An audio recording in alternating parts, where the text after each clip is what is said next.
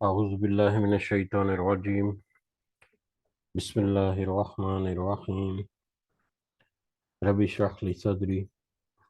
ويسر لي أمري واحلل عقدة من لساني يفقهوا قولي. ربي يسر ولا تعسر وتمم بالخير. اللهم لا سهل إلا ما جعلته سهلا وأنت تجعل الحزن إذا شئت سهلا. اللهم انفعنا بما علمتنا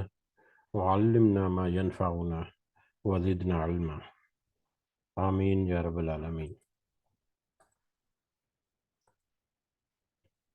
آج ہم انشاءاللہ اللہ کے خاص فضل و کرم سے، اس کی خاص رحمت سے، اس کی توفیق سے ہم سورۃ المومنون شروع کرنے جا رہے ہیں۔ سب سے پہلے ہم اسی کی حمد، اسی کا شکر اور اسی کی تعریف کرتے ہیں جس نے ہمیں اس قابل کیا، جس نے ہمیں اس قابل بنایا، جس نے ہمیں ہمارے دلوں کو اس قابل بنایا، جس نے ہمیں یہ مہلت اور موقع اور وسائل دے رکھے کہ ہم اس کے کلام کو سمجھنے کی کوشش کریں۔ اللہ تعالیٰ سے دعا ہے کہ اس میں ہمیں استقامت نصیب فرمائے، اس کی صحیح سمجھ اللہ تعالیٰ ہمیں عطا فرمائے، اس کے ذریعے سے اللہ تعالیٰ ہمیں اپنی اصلاح کرنے کی اور اپنے ساتھیوں کی، اپنے چاہنے والوں کی، محبت کرنے والوں کی اصلاح کرنے کی اللہ تعالیٰ ہمیں ہمت و توفیق عطا فرمائے، اور اس دنیا کے ساتھ اللہ تعالیٰ خاص کر آخرت کی کامیابی اور آخرت کی فلاح عطا فرمائے، اور ان لوگوں میں شمار فرمائے جن کو جہنم کا کوئی خوف چھوئے بغیر بھی اللہ تعالیٰ کامیاب لوگ قرار دیتا ہے قرآن مجید میں۔ آمین یا رب العالمین۔ سورہ مومنین شروع کرنے سے پہلے ہم حسب عادت یا حسب روایت جو پچھلی آیات پڑھی تھیں ان کا ترجمہ جو ہے ایک دفعہ یاد دہانی کے لیے، تو پچھلی سورہ حج کی آخری آیت نمبر 71 سے لے کر 78 تک اس کا ترجمہ ایک دفعہ دیکھ لیتے ہیں۔ اللہ تعالیٰ فرماتے ہیں آیت نمبر 71 سے سورہ حج کی: اور یہ اللہ کے سوا ان کی عبادت کر رہے ہیں جس کی کوئی خدائی دلیل نازل نہیں ہوئی، اور نہ وہ خود ہی اس کا کوئی علم رکھتے ہیں، ظالموں کا کوئی مددگار نہیں۔ جب ان کے سامنے ہمارے کلام کی کھلی ہوئی آیتوں کی تلاوت کی جاتی ہے تو آپ کافروں کے چہروں پر ناخوشی کے اظہار کے آثار صاف پہچان لیتے ہیں۔ وہ تو قریب ہوتے ہیں کہ ہماری آیتیں سنانے والوں پر حملہ کر بیٹھیں۔ کہہ دیجئے کہ کیا میں تمہیں اس سے بھی زیادہ بدتر خبر دوں، اور وہ خبر آگ ہے جس کا وعدہ اللہ نے کافروں کے ساتھ کر رکھا ہے، اور وہ بہت ہی بری جگہ ہے۔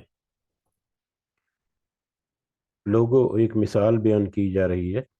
اور سبحان اللہ کیا ہی خوبصورت مثال کا کل ہم نے اس کو سمجھنے کی کوشش کی۔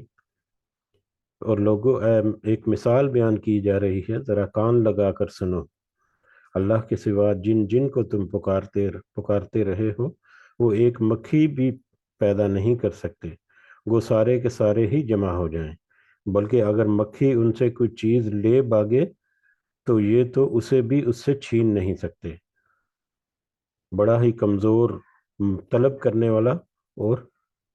جس سے طلب کیا جا رہا، دونوں۔ انہوں نے اللہ کے مرتبہ کے مطابق اس کی قدر ہی نہیں جانی۔ اللہ تعالیٰ بہت ہی زور و قوت والا اور غالب اور زبردست ہے۔ فرشتوں میں سے اور انسانوں میں سے پیغام پہنچانے والوں کو اللہ ہی چھانٹ لیتا ہے۔ بے شک اللہ تعالیٰ سننے والا اور دیکھنے والا ہے، وہ بخوبی جانتا ہے جو کچھ ان کے آگے ہے اور جو کچھ ان کے پیچھے ہے، اور اللہ ہی کی طرف سب کام لوٹائے جاتے ہیں۔ اے ایمان والو، رکوع سجدہ کرتے رہو اور اپنے پروردگار کی عبادت میں لگے رہے، اور نیک کام کرتے رہو تاکہ تم کامیاب ہو جاؤ۔ اور آخری آیت نمبر 78: اور اللہ کی راہ میں ویسے ہی جہاد کرو جیسے کہ جہاد کا حق ہے۔ اس نے تمہیں برگزیدہ بنایا اور تم پر دین کے بارے میں کوئی تنگی نہیں ڈالی۔ دین اپنے باپ ابراہیم علیہ السلام کا قائم رکھو، اسی اللہ نے تمہارا نام مسلمان رکھا ہے اس قرآن سے پہلے اور اس میں بھی،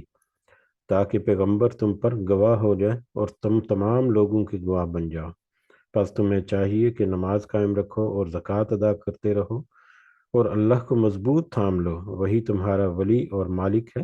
بس کیا ہی اچھا مالک ہے اور کیا ہی بہترین مددگار ہے۔ یہ بہت ہی خوبصورت آیت تھی سورہ حج کی، جو ہم نے کل دیکھی تھی، جن کو سمجھنے کی کوشش کی تھی۔ آج ہم اللہ تعالیٰ کے خاص فضل و کرم سے آگے بڑھتے ہیں اور سورۃ المومنون جو ہے وہ شروع کرنے جا رہے ہیں۔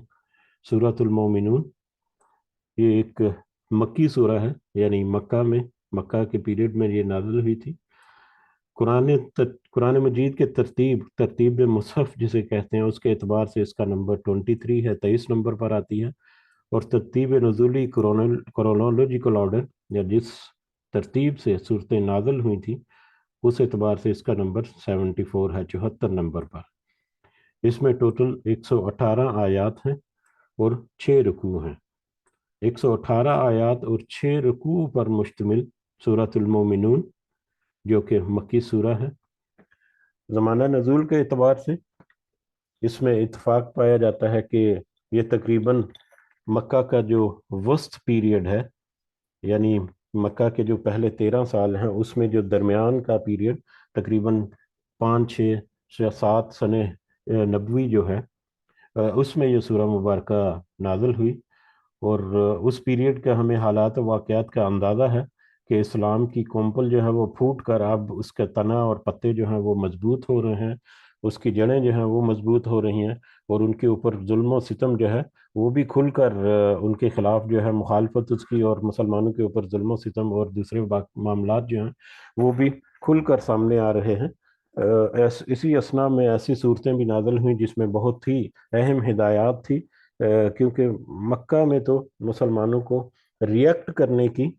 اجازت نہیں تھی، کسی بات کا جواب دینے کی، یا جہاد کا جسے ہم کہتے ہیں ڈائریکٹ الفاظ میں رسپانس کرنے کی اللہ تعالیٰ نے یا نبی کریم صلی اللہ علیہ وسلم نے اجازت نہیں دی تھی۔ صبر کرنے کی تلقین تھی، اور سے صبر کرنا یا صبر کی تلقین کرنا جو ہے، یہ ایک نفس کو مضبوط کرنا، اپنے نفس کو اپنے قابو میں رکھنے کے لیے ایک بہترین طریقہ جو ہے وہ صبر اور شکر کا ہے۔ جو صبر اور شکر کرنا سیکھتا ہے وہ پھر دوسرے کئی معاملات میں مطلب خشوع اور عاجزی اور انکساری جو ہے وہ پیدا ہوتی ہے اس کے اندر۔ بہرحال اسی اعتبار سے ہمیں اس کے حالات و واقعات کا بھی تھوڑا سا اندازہ ہے، اب تک جو ہم نے صورتیں پڑھی ہیں ان میں ہمیں اندازہ ہو جاتا ہے کہ کیا حالات و واقعات ہیں۔ اسی سورہ مبارکہ کے بارے میں ترمذی اور نسائی وغیرہ میں ایک روایت ملتی ہے کہ جب یہ نبی کریم صلی اللہ علیہ وسلم کے اوپر نازل ہوئی یہ سورہ مبارکہ، اور جب اس وحی کے دوران ان کے اوپر ایک خاص کیفیت طاری ہوتی تھی، اس کا ہمیں اندازہ ہے، تو جب اس کیفیت سے وہ فارغ ہوئے یا وہی جب ان کے اوپر آئی، تو انہوں نے فرمایا، نبی کریم صلی اللہ علیہ وسلم نے فرمایا کہ مجھ پر اس وقت 10 ایسی آیتیں نازل ہوئی ہیں کہ اگر کوئی ان کے معیار پر پورا اتر جائے تو یقیناً جنت میں جائے گا۔ نبی کریم صلی اللہ علیہ وسلم نے فرمایا کہ مجھ پر 10 ایسی آیتیں نازل ہوئی ہیں کہ اگر کوئی ان کے معیار پر پورا اتر جائے تو وہ یقیناً جنت میں جائے گا۔ پھر آپ صلی اللہ علیہ وسلم نے اس سورہ مبارکہ کی ابتدائی آیات جو ہیں وہ سنائیں، یعنی اس سورہ مبارکہ کی ابتدائی 10 آیات یا ابتدائی آیات جو ہیں، جو ان کے اوپر مکمل طریقے سے عمل کر لے یا ان کے اوپر پورا اترنے کی کوشش کرتا رہے ساری زندگی اس معیار کے اوپر، جہاں تک ممکن ہو اپنی استطاعت کے مطابق ان کے اوپر وہ پورا اتر جائے، تو اس کے لیے نبی کریم صلی اللہ علیہ وسلم نے جنت کی بشارت یا جنت کی گارنٹی جو ہے وہ دے دی ہے۔ اس اعتبار سے بھی اگر ہم دیکھیں تو یہ سورہ مومنان آج ہم الحمدللہ شروع کرنے جا رہے ہیں، اور اس کی پہلی 10 یا 11 آیات جو ہیں وہ ہم آج کور کرنے کی کوشش کریں گے آج کے سبق میں بھی۔ تو شروع کرتے ہیں، اور اس سے پہلے ہم یہ دعا بھی دہرا لیتے ہیں کہ اللہ تعالیٰ سے دعا ہے کہ اللہ تعالیٰ ہمیں جو ہم یہ کوشش کر رہے ہیں اس کو قبول و منظور فرمائے، ہماری نیت کو اللہ تعالیٰ خالص کرے، ارادوں کو اللہ تعالیٰ اچھا نیک مضبوط بنائے، اپنے خاص فضل و کرم کرے کہ ہم اس قابل ہوں کہ ہم اپنے ارادوں کو اور اپنی نیت کو خالص کر سکیں، اور اللہ تعالیٰ اس پر ہمیں استقامت نصیب فرمائے، اور اس سے ہمیں راہ ہدایت کے اوپر چلنے میں اللہ تعالیٰ ہماری رہنمائی اور مدد فرمائے، آمین یا رب العالمین۔ شروع کرتے ہیں سورہ مبارکہ۔ اعوذ باللہ من الشیطان الرجیم، بسم اللہ الرحمن الرحیم۔ قد افلح المؤمنون، سب سے پہلی آیت قد افلح المؤمنون، یقیناً فلاح پا گئے سب ایمان والے۔ ایمان والے وہ تو ہم نے اکثر قرآن کی آیات میں ہم نے پڑھا، مومنون بھی پڑھتے ہیں، اور فلاح پانے والے جو ہیں وہ بھی ہم قرآن کی اکثر آیات میں پڑھتے آ رہے ہیں۔ لیکن یہ پہلی جو چند آیات ہیں، تقریباً پہلی 11 آیات، ان کو ہم نے اسپیشل اٹینشن کے ساتھ سننا ہے، اور اس کے اوپر اللہ تعالیٰ سے دعا ہے کہ اللہ تعالیٰ ہمیں اس میں سے صحیح نصیحت جو ہے وہ ہمارے ذہنوں کے اندر اور ہمارے دلوں کے اندر بھی اللہ تعالیٰ اتار دے، کہ اس لیے اس کے کچھ الفاظ یا کچھ معنی جو ہے ان کو سر تھوڑی سی مزید اٹینشن کے ساتھ ہم سمجھنے کی کوشش کریں گے۔ اور کیونکہ میری یہ استطاعت نہیں کہ میں مطلب اس کا حق ادا کر سکوں، اور ایک مختصر انداز میں سادہ الفاظ میں اس کو سمجھنے کی کوشش کریں گے، گو کہ ہر لفظ کی اور ہر ٹرم جو اس میں استعمال ہوئی ہے اس کی بہت بہت لمبی تفاسیر جو ہے موجود ہیں، کئی صفحوں کے اوپر ایک ایک لفظ کی تفسیر جو ہے وہ موجود ہے، لیکن ہم کوشش کریں گے ہم اپنی علم اور اپنی عقل کے مطابق کچھ سادہ الفاظ میں ان کو سمجھ سکیں، تاکہ ہم آسانی سے اس کے جو اہم مفہوم ہے اس کو اس تک پہنچ سکیں۔ تو مومنون جو ہیں، جو ایمان لے کر آئے،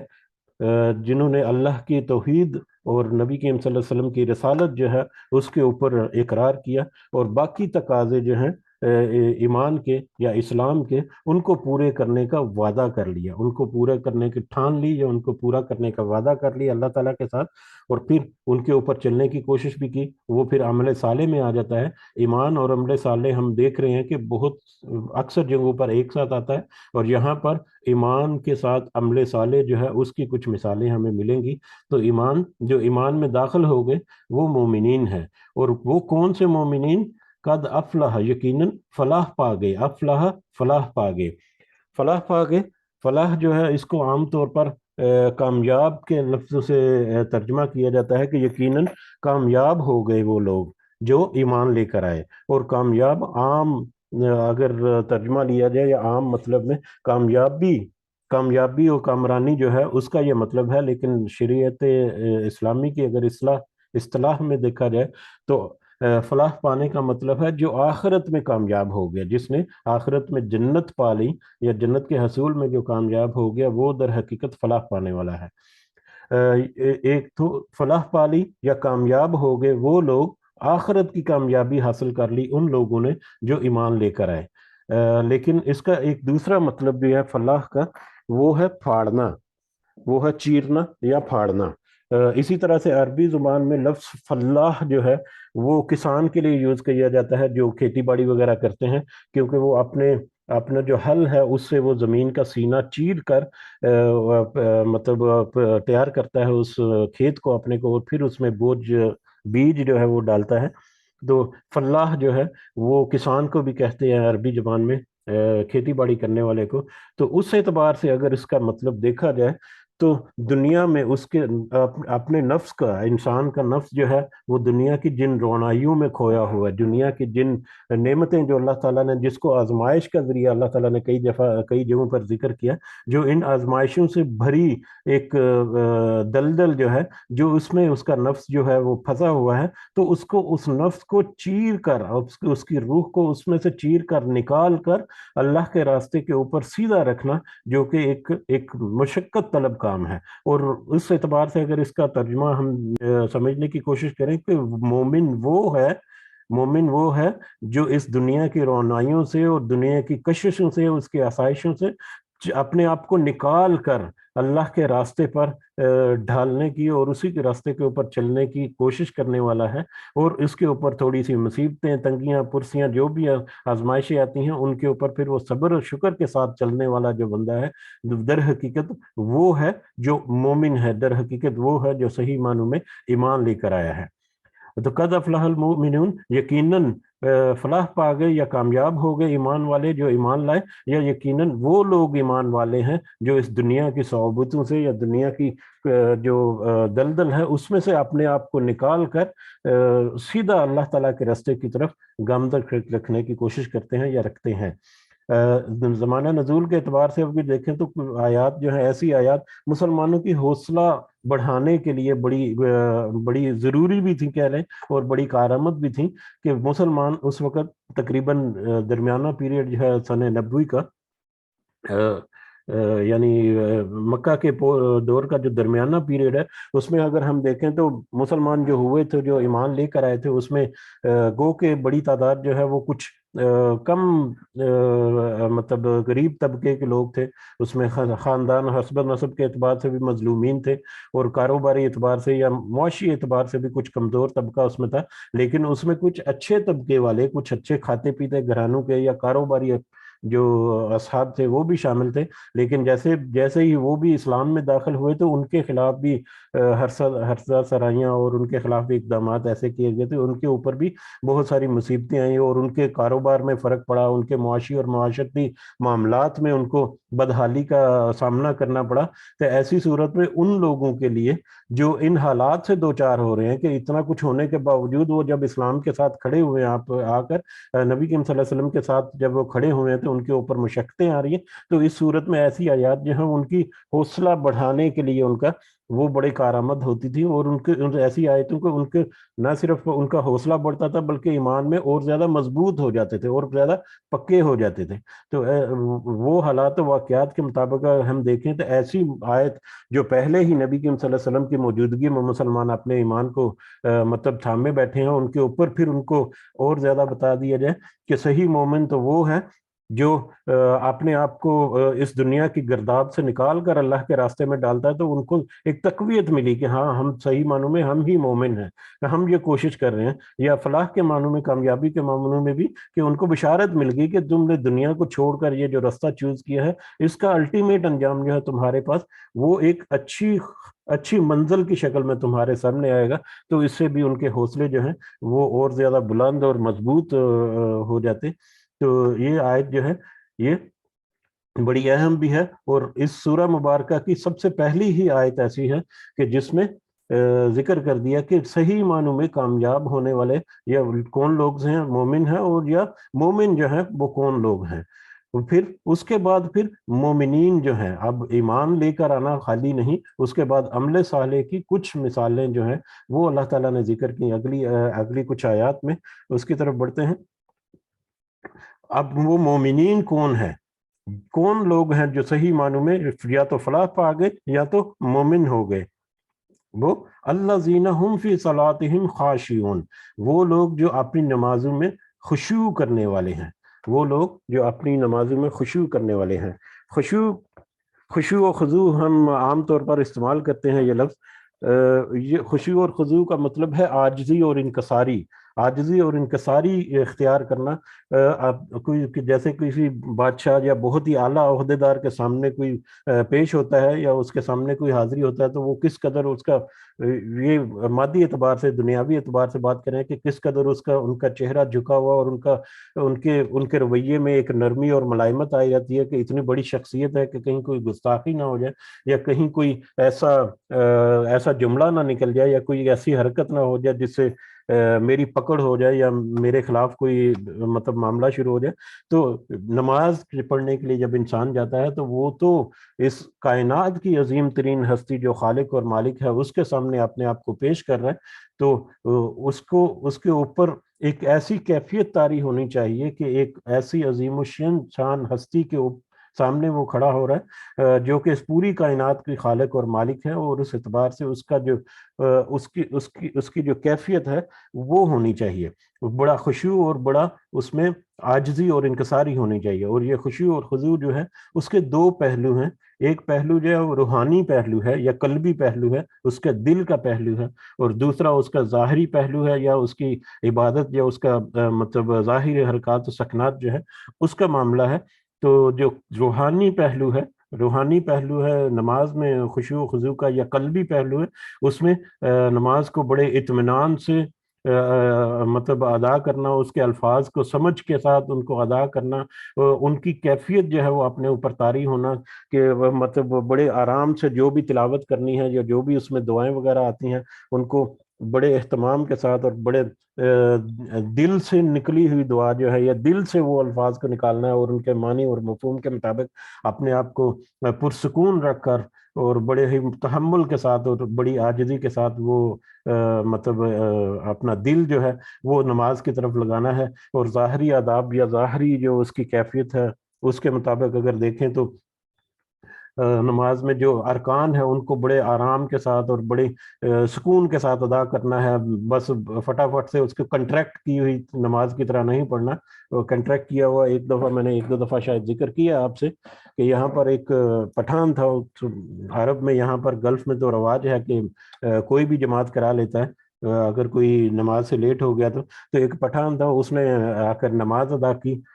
جماعت کرا لی انہوں نے، کچھ 4-5 اور بھی لوگ تھے تو انہوں نے جماعت کر لی، تو ساتھ ہی ایک قطری بھی آ کے شامل ہو گیا۔ تو وہ پٹھان،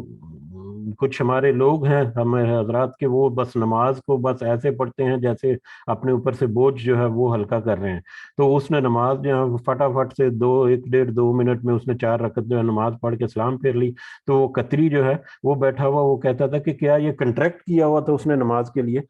مطلب کوئی ایگریمنٹ کر کے نماز پڑھائی تھی کہ بس نماز پڑھانی ہے، بس اس کے آداب کا خیال رکھنا ہے۔ بہرحال مختصر یہی کہ نماز کو جب ادا کرنا ہے تو اس کے ارکان میں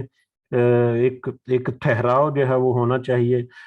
سکون کے انداز میں۔ ہمیں حدیث سے بہت ساری مثالیں اور بہت ساری ہدایات اور رہنمائی ملتی ہیں کہ کس طرح سے ہمیں اپنے ارکان جو ہے وہ ادا کرنے ہیں، قیام جو ہے اس میں کھڑے ہونا ہے، کس طرح سے کھڑے ہونا ہے، بڑے اطمینان سے کھڑے ہونا ہے، رکوع بڑے اطمینان سے جانا ہے، رکوع کے بعد اٹھ کر اطمینان سے اپنی وہ دعا جو ہے وہ بھی پوری کرنی ہے۔ اور پھر یہ ہے کہ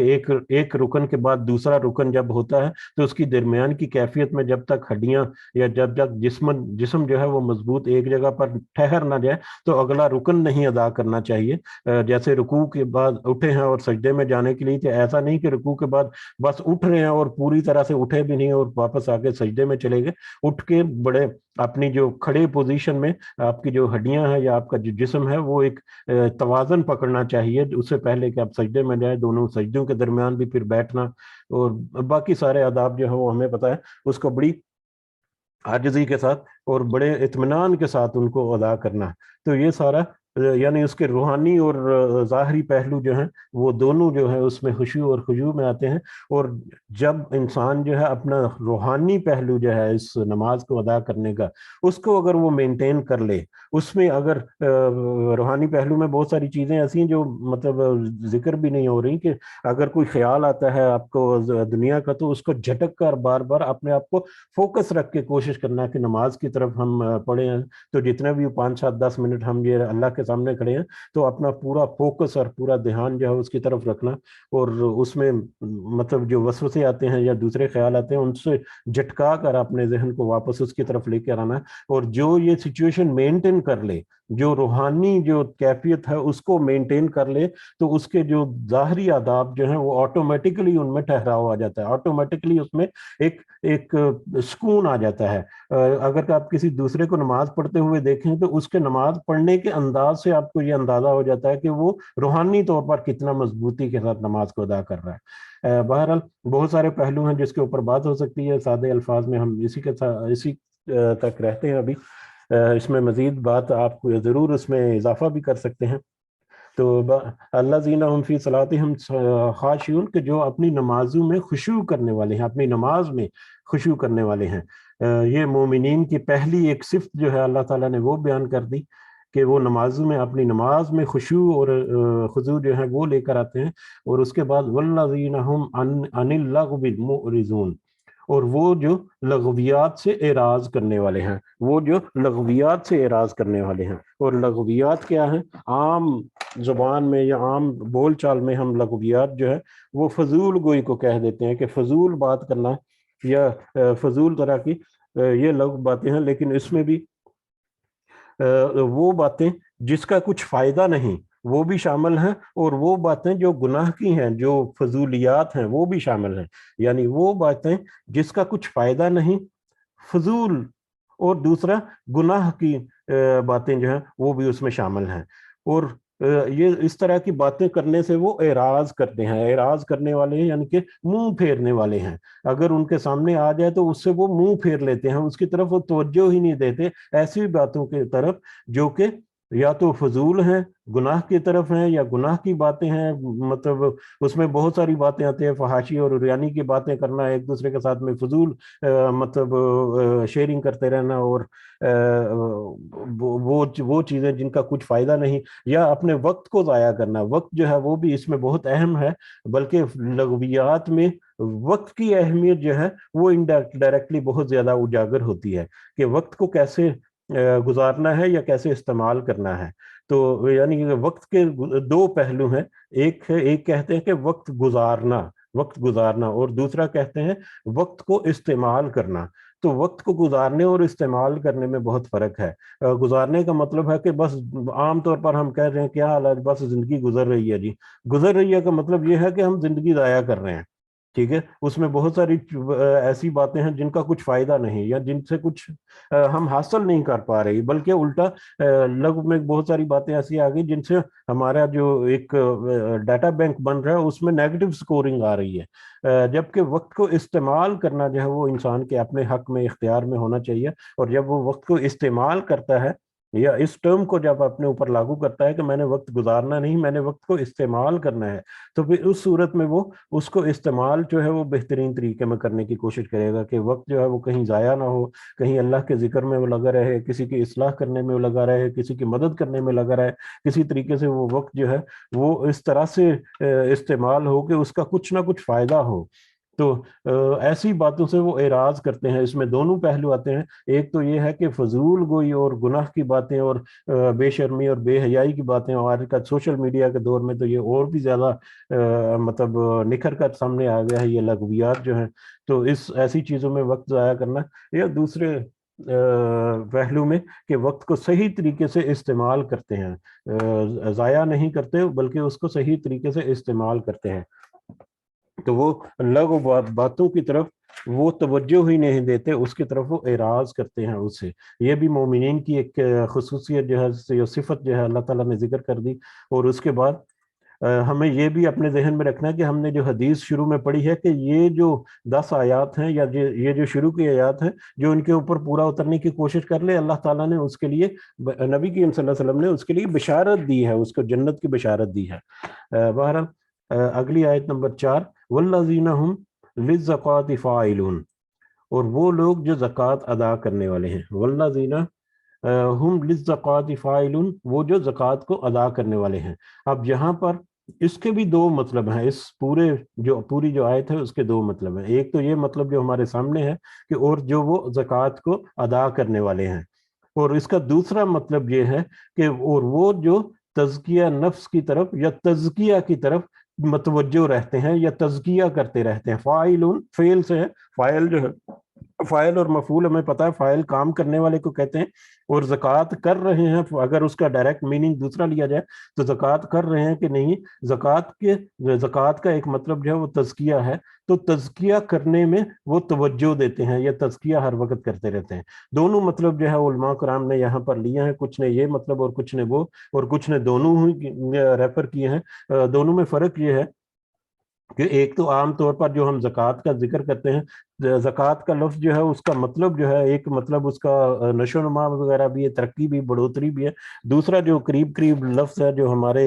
اصطلاح میں اکثر یوز ہوتا ہے وہ تزکیہ ہے, پاک کرنا یا تزکیہ کرنا. تزکیہ تو مال کا تزکیہ مال, زکوٰۃ جو ہے وہ در حقیقت تزکیہ مال ہے کہ اپنے مال کو پاک کرنے کے لیے جو زکوٰۃ ہم فرض زکوٰۃ وغیرہ دیتے ہیں, ادا کرتے ہیں. تو جہاں پر بھی زکوٰۃ ادا کرنے کا ذکر آتا ہے قرآن مجید میں, تو اکثر ایتا زکوٰۃ یا آت زکوٰۃ کا ذکر آتا ہے آیات میں. تو اس سے پتہ چلتا ہے کہ زکوٰۃ کو ادا کیا جانا ہے. لیکن یہ ایک کچھ علماء جو اس کو تزکیہ میں توجہ رکھنے والے کا ترجمہ کرتے ہیں, تو ان کے نزدیک کہ یہ مکی سورہ ہے, اور مکی پیریڈ کے دوران زکوٰۃ کے مصارف یا زکوٰۃ کے جو احکام جو ہیں وہ نہیں آئے تھے. وہ سب مدنی دور میں, مدینہ کے پیریڈ میں زکوٰۃ کے احکامات آئے تھے. تو لہٰذا ایک تو وہ وجہ ہے کہ یہاں پر وہ زکوٰۃ مال نہیں بلکہ زکوٰۃ نفس ہے، تزکیہ نفس کا جہاں پر ذکر ہے۔ اور دوسری وجہ یہ ہے کہ جہاں پر زکوٰۃ مال کو ادا کرنے کا ہے تو وہاں پر آت الزکوٰۃ یا ایتا الزکوٰۃ جو ہے اس طرح کے الفاظ آتے ہیں قرآن مجید میں، جبکہ یہاں پر فاعلون جو مطلب سے اندازہ ہوتا ہے کہ یہ ایک ڈفرنٹ طرح کا مطلب جو ہے وہ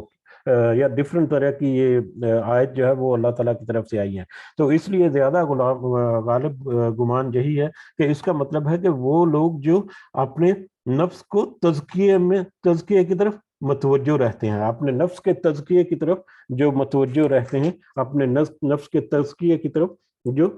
اپنا دھیان رکھتے ہیں اپنا۔ تو اب اس میں تزکیہ میں اپنے اخلاق کا تزکیہ جو ہے وہ بھی آ جاتا ہے، اپنے نفس کا تزکیہ وہ آ جاتا ہے، اپنے مال کا تزکیہ وہ بھی آ جاتا ہے۔ مال کا تزکیہ سے مراد یہاں پر مال کو کس طریقے سے پاک کر کے اور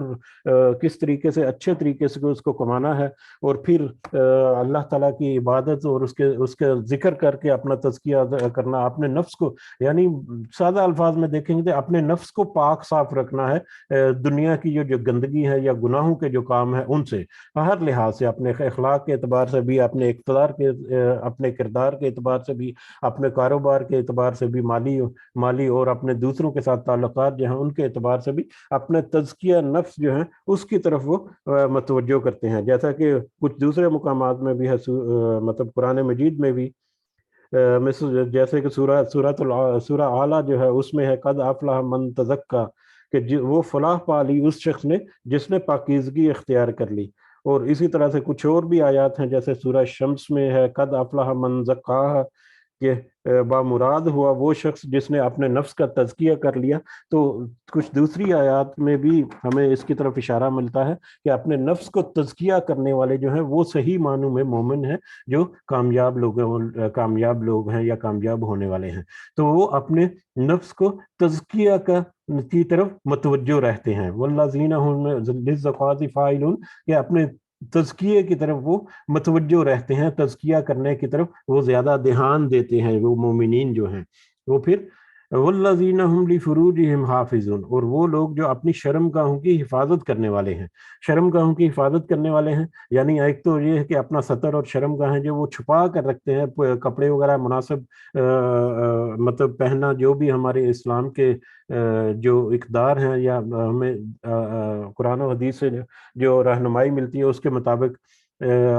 اپنی جو شرم گاہیں ان کو ظاہر نہ کرنا، اور دوسرا عریانی اور فحاشی سے وہ بچنے کی کوشش کرتے رہتے ہیں، مطلب اس طرح کی گندی باتیں یا گندی چیزیں یا گندے کاموں میں آنا، اس سے وہ اپنی حفاظت کرنے والے ہیں۔ تو وہ شرم گاروں کی حفاظت کرنے والے ہیں، الا علی ازواجہم، مگر اپنی بیویوں پر، او ما ملکت ایمانہم، یا وہ جو مالک بنے ان کے دائیں ہاتھ یا ان کی لونڈیاں جو ہیں، اس میں استثناء ان کے ان شرمگاروں کی حفاظت سے استثناء ان کو ملا ہے ان کی بیویوں کے معاملے میں یا ان کی لونڈیاں جو ہیں ان کے معاملے میں۔ آج کل کے دور سے اگر اعتبار سے دیکھا جائے تو لونڈیاں جو ہے، لونڈی جو ہے اس طرح سے وہ کنسپٹ نہیں ہے، نہ ہی اس کیٹیگری کی آج انسان جو ہے وہ ہے۔ غلامی کا دور تو الحمدللہ گزر چکا، لہٰذا یہ لونڈیوں والا جو معاملہ ہے وہ آج کے دور کے لیے نہیں ہے، لیکن پہلے دور میں کیونکہ یہ تھا معاملہ تو اس لیے ہے کہ جس طرح سے اپنی بیوی کے ساتھ مباشرت جو ہے وہ جائز تھی، اسی طرح سے اس کی لونڈیوں کے ساتھ بھی مباشرت کرنے کی اجازت تھی اس وقت تک، لیکن آج کل یہ جو ہے وہ موجود نہیں ہے آج کل کے حالات کے مطابق۔ بہرحال مردوں کے لیے شرم گاہوں کی حفاظت جو ہے وہ اس کا استثناء ہے اپنی بیویوں تک، کہ اپنی بیویوں سے وہ حفاظت نہیں، یعنی اپنی بیویوں کے ساتھ وہ اس طرح سے اپنا ذاتی نجی وقت جو ہے وہ گزار سکتے ہیں۔ فَإِنَّهُمْ غَيْرُ مَلُومِينَ، تو اس میں بلا شبہ کوئی ملامت نہیں ہے اگر وہ اپنی بیویوں کے ساتھ یا اپنی لونڈیوں کے ساتھ مطلب اپنا وقت گزارتے ہیں، تو اس میں کوئی ملامت نہیں ہے، اس میں کوئی گناہ کی بات نہیں ہے، اس میں کوئی ایسی بات نہیں ہے جس کی میں پکڑ ہو، وہ اللہ تعالیٰ کی طرف سے اجازت ہے۔ لیکن اپنی بیویوں کے علاوہ اگلی آیت کو ہم دیکھتے ہیں، اس میں یہی ذکر ہے فمن ابتغا، پھر جو تلاش کرے وراء ذالک، اس کے علاوہ، یعنی جو اللہ تعالیٰ نے یہ چھوٹ یا استثناء دی اپنی بیویوں کے ساتھ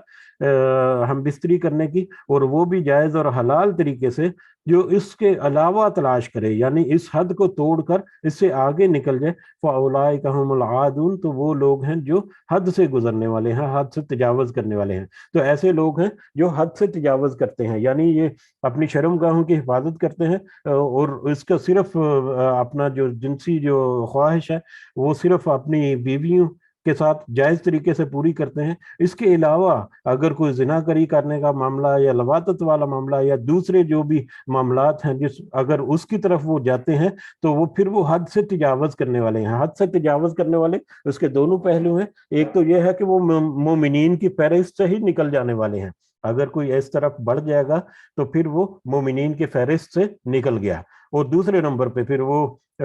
اپنے اوپر اس نے ظلم کیا اور اپنے اوپر ایسا گناہ اس نے کمایا جس کا پھر اس کو عذاب بھی بھگتنا پڑے گا۔ تو لہٰذا مومنین کی ایک صفت کہ وہ اپنی شرم گاہوں کی حفاظت کرنے والے ہیں اور اس کو جائز طریقے سے استعمال کرنے والے ہیں، جس کی اللہ تعالیٰ نے اجازت دی ہے۔ وَالَّذِينَ هُمْ لِأَمَانَاتِهِمْ، اور وہ جو اپنی امانتوں کا، وَعَهْدِهِمْ رَاعُونَ، اور اپنے وعدوں کا پاس رکھتے ہیں یا لحاظ رکھنے والے ہیں۔ وہ جو اپنی امانتوں کا اور اپنے وعدوں کا پاس رکھتے ہیں یا لحاظ رکھتے ہیں، وہ بھی مومنین میں شامل ہیں۔ اور اپنے وعدوں کا اور اپنے امانتوں کا پاس رکھنا، یہ بھی بہت لمبی چوڑی تفسیر جو ہے دونوں الفاظ کی اس میں کی جا سکتی ہے، لیکن ہم مختصر الفاظ میں، اگر سادہ سے الفاظ میں اس کو سمجھنے کی کوشش کریں کہ امانت سے مراد وہ سارے مطلب چیزیں ہیں جو ہماری ذمہ داریاں ہیں۔ بہت ہی سادہ الفاظ میں ہماری ذمہ داریاں دراصل ہمارے اوپر امانت ہیں، کہ ہمیں دوسروں کے جو حق ادا کرنے ہیں، ان کے حقوق ہمارے ذمہ امانت ہیں کہ ہم ان کے حق کو پورا کر دیں، ان کے حقوق کو ادا کر دیں، اپنی ذمہ داریوں کو پورے کر دیں۔ وہ سارے معاملات میں، اپنے نجی معاملات میں بھی ہیں، اپنے حقوق اللہ جو ہیں ان کے معاملات میں بھی ہیں، اور حقوق العباد کے معاملات میں بھی ہمارے اوپر بہت ساری امانتیں جو ہیں وہ اللہ تعالیٰ نے مطلب لگائی ہوئی ہیں، ہمارے سپرد کی ہوئی ہیں، جن کو ادا کرنا یا جن کا لحاظ رکھنا ہمارے لیے ضروری ہے۔ ٹھیک ہے، اس میں اپنے خاندان کی پرورش وغیرہ شامل ہے، اپنی اولاد کی تربیت شامل ہے، دوسرے کے ساتھ اچھا ہے، والدین کے حقوق شامل ہیں، حقوق اللہ اور حقوق العباد، جو سارا کچھ شامل ہے، کہ وہ جو ذمہ داریاں اللہ تعالیٰ نے دی ہیں وہ امانت ہیں، ان کو پورا کرنا اپنے استطاعت کے مطابق، یہ ذمہ داریوں، یہ ان امانتوں کا لحاظ رکھنا ہے۔ اور اسی طرح سے عہد و پیمان، یعنی قول و قرار، ایک دوسرے کے ساتھ ہم جو وعدے کرتے ہیں، جھوٹ نہیں بننا، غیبت نہیں کرنی، وہ بھی وعدے کی انڈائریکٹ قسم آ جاتی ہے۔ روزمرہ کے معاملات میں جو ایک دوسرے کے ساتھ ہم بات چیت کرنے میں وعدہ کرتے ہیں، یا بات چیت کرنے میں ہم ایک دوسرے کے ساتھ جو انڈر ٹیکنگ ہوتی ہے ہماری، یا ایک انڈرسٹینڈنگ ہوتی ہے، اس کو بھی وہ پوری کرتے ہیں۔ بخاری اور مسلم کی ایک متفق حدیث جو ہے وہ بہت ہی خوبصورتی سے اس پہلو کی طرف ہمیں رہنمائی کرتی ہیں، کہ جس میں نبی کریم صلی اللہ علیہ وسلم نے فرمایا کہ 4 خصلتیں ہیں، کہ جس میں وہ 4 خصلتیں پائی جاتی ہیں وہ خالص منافق ہے، اور جس میں کوئی ایک خصلت بھی پائی جائے تو اس کے اندر نفاق کی خصلت موجود ہے، جب تک کہ وہ اس کو چھوڑ نہ دے۔ ٹھیک ہے، وہ 4 خصلتیں کون سی ہیں؟ جب کوئی امانت کرے، اس کے سپرد کرے تو اس میں وہ خیانت کرے، جب وہ بولے تو جھوٹ بولے، جب وعدہ کرے تو توڑ دے، وعدہ پورا نہ کرے، اور جب جھگڑا کرے تو اخلاق سے گری ہوئی باتیں جو ہیں وہ کرے، یا اخلاق کی حدوں کو پھلانگ دے۔ تو یہ 4 خصلتیں جس میں پائی جائیں وہ منافق ہے۔ اور جو منافق ہے، ہمیں پتا ہے کہ منافق جو ہے وہ بندہ ہے جو ظاہری اعتبار سے تو مسلمان ہے، لیکن قلبی اعتبار سے وہ مسلمان نہیں ہے۔ تو لہذا اسی طرح سے ایک اور حدیث بھی ہے جس میں نبی کریم صلی اللہ علیہ وسلم جو ہے اکثر اپنے خطبوں میں فرمایا کرتے تھے کہ جو امانت کی صفت نہیں رکھتا وہ ایمان نہیں رکھتا، اور جو عہد کا پاس نہیں رکھتا وہ دین نہیں رکھتا۔ مطلب جس نے امانت اپنی میں خیانت کر لی، جو اس کے اوپر ذمہ داریاں ہیں ان کو ادا کرنے میں جس نے ڈنڈی مار دی، تو گویا اس نے قول و قرار سے پھر گیا، اور جو وعدہ کرتا ہے وہ اس میں نہیں رکھتا، وعدے کا خیال نہیں رکھتا، تو ایسا شخص تو مومن ہی نہیں ہو سکتا۔ बहरहाल ईमान की और मोमिन की दो और सिफतें जो हैं बहुत ही अहम हमारी रोज़मर्रा ज़िंदगी में, जो जिसका बराह रास्त इनका भी ताल्लुक है कि किस तरह से मोमिन जो है वो अपने आप को ईमानदार और वादा पूरा करने वाले जो है वो साबित करने की कोशिश करते हैं। वल्लज़ीना हुम अला सलातिहिम युहाफ़िज़ून, और वो अपनी नमाजों पर हिफाजत करते हैं, अपनी नमाजों की भी हिफाजत करने वाले हैं। इसी इसी सूरह मुबारका के शुरू में दूसरी आयत थी, दूसरी आयत में था कि अपनी नमाजों में खुशू और खुजू जो है वो पैदा करने वाले हैं, और यहाँ पर हिफाजत करने वाले हैं। दोनों में फ़र्क ये है कि वहाँ पर नमाज की अदायगी के दौरान खुशू कल्बी और रूहानी और ज़ाहरी एतबार से उसमें इत्मीनान और उसमें सुकून जो है वो उसका मकसद था वहाँ पर, कि इत्मीनान और सुकून के साथ बड़ी तवज्जो के साथ नमाज को अदा करते हैं और बड़े पुरसुकून अंदाज में नमाज को अदा करते हैं। यहाँ पर वैसे भी नमाजों के साथ जमा का सीगा लग गया, नमाजों की हिफाजत करने वाले हैं। और नमाजों की हिफाजत से मुराद कि नमाजों को बड़े एहतमाम से उनके उनके जो अफजल वक्त है या शुरू का पहला वक्त है उस वक्त के ऊपर उनको अदा करना है, अच्छे तरीके से वुजू करके, अच्छे तरीके से अपनी तहारत और पाकीज़गी का एहतमाम करके मतलब इस्तेमाल करना है, अपने आप को मेंटेन करके उन नमाजों की तरफ बढ़ना है। मस्जिद की तरफ जाके अगर मर्द हजरात हैं, मस्जिद में जाके बाजमात नमाज अदा करने का की तरफ खास तवज्जो, एक नमाज पढ़ी तो अगली नमाज का वो इंतज़ार करने वाले होते हैं, जो सही नमाज मानों में नमाज की हिफाजत करते हैं वो। और उसके अलावा बाकी नमाज के जो आदाब हैं वो सारे और फिर इसमें अगर इज्तमाही तौर पर अगर देखा जाए तो नमाज को बाजमात अंदाज में अदा करने की तरफ भी वो तवज्जो देते हैं और दूसरों को भी उसकी तरफ रागब करने की कोशिश में लगे रहते हैं। तो इस तरह से दूसरे जो दीगर मामलात हैं नमाज के मुतल्लिक़, उनके ऊपर वो ख़ास तवज्जो देते हैं और ख़ास तौर पर उन नमाजों की हिफाजत करते हैं। सुबह और शाम को जो भी 5 नमाजें हैं, उसके अलावा फ़र्ज़ नमाजों के अलावा जो नमाजें हैं, जो नफल और जिनको हम सुन्नत वगैरह कहते हैं, उनका भी वो ख़ास इह्तमाम करते हैं और बड़ी तैयारी के साथ और बड़े शौक़ के साथ और बड़ी मोहब्बत के साथ नमाज की तरफ वो बढ़ते हैं। उलाइका हुमुल वारिसून, और ये मोमिन जो हैं, ये खसूसियात रखने वाले जो लोग हैं वही सही मानों में मोमिन है। और फिर उनका नतीजा ये क्या है, उलाइका हुमुल वारिसून, वही वारिस हैं। वारिस वारिस हमें पता है कि किसी के गुजर जाने के बाद जो जो लोग उसका तरका जो है उसको आपस में शेयर करते हैं, वो उसके वारिस होते हैं। तो आखिरत के एतबार से अगर वारिस को देखा जाए तो दुनिया के गुजर जाने के बाद वहां से जो उनको तरका मिला, वहां से जो उनको तरका मिला, उस तरके के वो वारिस हैं। और उन वारिसों को क्या मिलेगा, अल्लाज़ीना यरिसून अल फिरदौसा, उनको जो वारिस होंगे फिरदौस के, यानी उनको विरासत में फिरदौस मिलेगी। और फिरदौस हमने पहले भी पढ़ा था कि ये जन्नत का एक आला तरीन दर्जा जो है वो फिरदौस है, इसको जन्नतुल फिरदौस भी कहा जाता है। इसीलिए कहा जाता है कि जब भी जन्नत की दुआ करें तो बेहतरीन दुआ करें, जन्नतुल फिरदौस की दुआ करें। तो ये जो लोग हैं, ये जो मोमिनीन हैं, जो सिफात रखते हैं, उनके ऊपर कारबंद रहने की कोशिश करते हैं, तो वो जन्नतुल फिरदौस के वारिस होंगे। हम फीहा खालिदून, जो उसमें हमेशा हमेशा रहने वाले होंगे। एक दफ़ा वो जन्नत में दाखिल हो जाएंगे तो हमेशगी के साथ वो वहीं पर रहेंगे और वहाँ से निकलने की वो कोई तमन्ना भी नहीं करेंगे। अल्लाह ताला से दुआ है कि इसमें हमने जो आज थोड़ी सी आयत जिनको हम समझने की कोशिश की, इसकी सही समझ अल्लाह ताला हमें अता फरमा दे। यकीनन ये बहुत ही वसी मौजू था, हर लफ्ज़ जो है, लेकिन हमने उसको मुख्तसर अंदाज में समझने की कोशिश की। अल्लाह ताला से दुआ है कि इसकी सही समझ हमें अता फरमाए और उसके ऊपर हमें कुछ हद तक, जहाँ तक हमारे लिए मुमकिन हो, हमें हिम्मत और ताकत दे कि हम उसको अपनी ज़िंदगी में प्रैक्टिकली नाफज भी कर सकें। आमीन या रब्बल आलमीन। वमा अलैना इल्लल बलागुल मुबीन। जी, कुछ इजाफा करना चाह रहे हैं आप, या कुछ कोई पॉइंट है तो आप ज़रूर कर सकते हैं। जज़ाकुमुल्लाह खैरन कसीरा।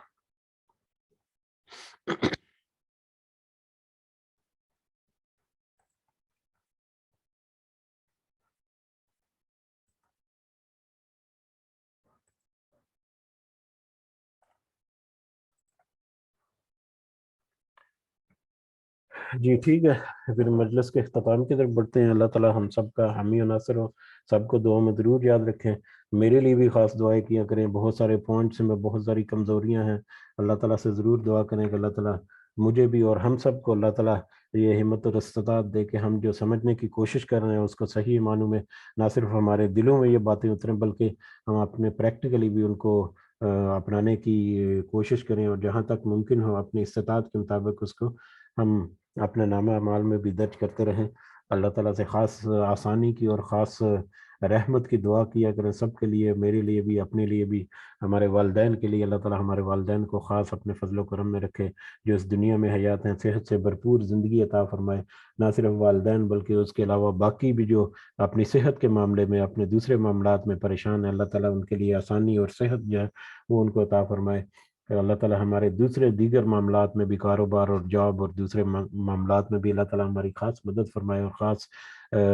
رہنمائی ہمیں عطا فرمائے اور آسانی عطا فرمائے۔ آمین یا رب العالمین۔ رب ارحمہما کما ربیانی صغیرا، رب ارحمہما کما ربیانی صغیرا، رب ارحمہما کما ربیانی صغیرا۔ ربنا آتنا فی الدنیا حسنہ وفی الآخرۃ حسنہ وقنا عذاب النار۔ ربنا ظلمنا انفسنا وان لم تغفر لنا وترحمنا لنکونن من الخاسرین۔ سبحان ربک رب العزة عما یصفون وسلام علی المرسلین والحمد للہ رب العالمین۔ ربنا تقبل منا انک انت السمیع العلیم وتب علینا انک انت التواب الرحیم۔ سبحانک اللہم وبحمدک اشہد ان لا الہ الا انت استغفرک واتوب الیک۔ جزاکم اللہ خیرا کثیرا۔ السلام علیکم ورحمۃ اللہ وبرکاتہ۔